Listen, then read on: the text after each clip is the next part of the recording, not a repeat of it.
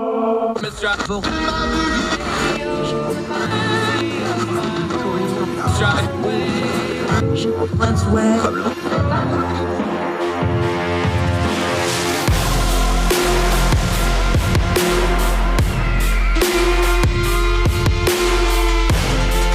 your host, Andrew Donaldson. This is Heard Tell.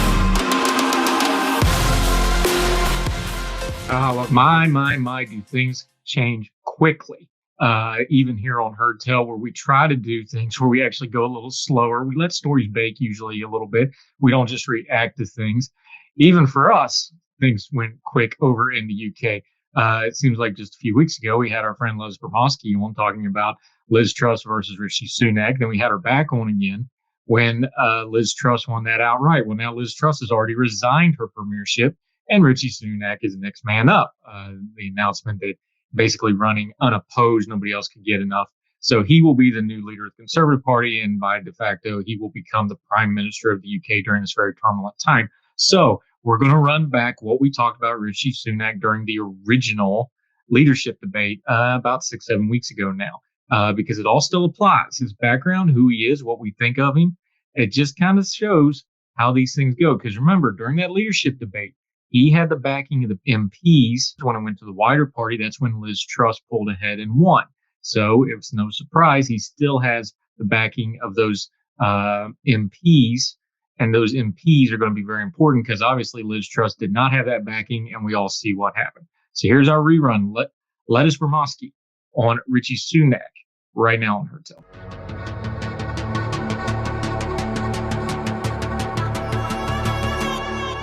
Established. Let's start with Rishi Sunak. He went wire to wire in the MP portion of this race. He was the favorite. He held the votes all the way through. He's a young guy. I believe he's 42 years old. Good looking guy. He comes from Punjabi Hindu family, which of course is a big subset culturally in the UK. That'll be something folks want to talk about. Educated, Oxford, of course. Went to Stanford on a Fulbright scholarship. So he has some American tendencies. He's wealthy. He's ambitious. He's obviously political. But who is Rishi Sunak? God, I mean, well, you covered him off pretty well there. He has for the last 2 years been the Chancellor of the Exchequer here. So he's been largely in charge of the economy. And to give him his dues, he's had to manage it during a particularly difficult time, you could say, as we've been going through COVID. And he has done that, well, to some extent. Some people obviously criticized him for it, but he did well. He supported the economy. He sent people on furlough during those 2 years. He did things like the Eat Out to Help Out scheme, essentially trying to support small businesses through these incredibly tough times.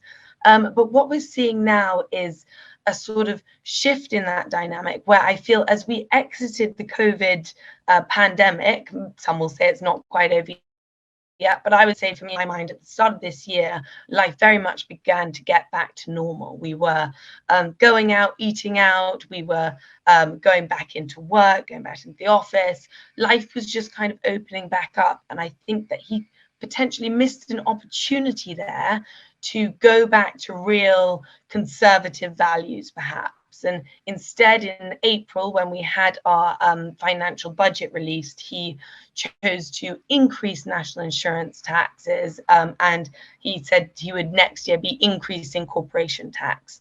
For me, I think this was a bad move, particularly corporation tax, as we're at a time when we want businesses to kind of be flocking to the UK to sort of have our post-Brexit, post-COVID boom.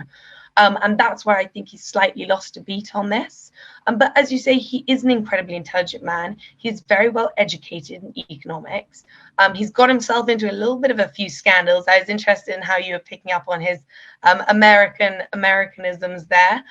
There was a scandal, and mainly one of his main ones, there have been two, I would say, was that he got into a scandal over his wife's non-dom status, which essentially meant that even though he was the Chancellor of the Exchequer, his wife was fully legally, I might add, avoiding taxes by remaining not a citizen of the UK. And so he got in quite a lot of hot water about that. He also has a green card, which when this came out, people were very unhappy about this, mainly because it felt almost like at any moment he would just leave the UK to become an American citizen and instead kind of turn his back on us. And it was very fraught at the time. But other than that, he has been the very clear front runner throughout this entire leadership contest. And I still do think it'll be quite close between him and Liz. Hey, we clipped off one of your princes. Now we're getting one of your PMs through. I'm kidding. I'm joking. One quick little tidbit about him also, though, is you just mentioned it, though. Some of the little whispers you're getting now politically wise is he changing too much, trying to craft a prime minister image from what he has been as an MP? Because people are starting to deem on that as like, okay, well, you're adjusting just to become prime minister now. Is that going to hurt him going forward? No, because in many ways he will have to adjust, because being Chancellor of the Exchequer, although being in one of those main positions within our government is the only way you can sort of practice to be Prime Minister. And I think that's why a few of the other candidates fell off a little early, is because you do need that experience. Being Prime Minister of this country is a different job, though, and he will have to fashion himself in a sort of new light and in a new way, as that'll just be shifting into a new role. One of the main concerns, though, of this is whether this will lead to a lot of infighting within the Conservative Party. It got to the point, we have a few televised debates here between the leadership candidates as they go. And in fact, the last one ended up being cancelled because Rishi and Liz Truss pulled out, because it was seen to be far too damaging to the party image. And I think that is a very important point to touch on there, that and Liz actually said it in an interview recently, that even if Rishi wins, she would hope to have Rishi within the fold of the Conservative Party, and that at the end of this, it'll all be about uniting the party together to continue on with all the financial difficulties and international difficulties that we have going on.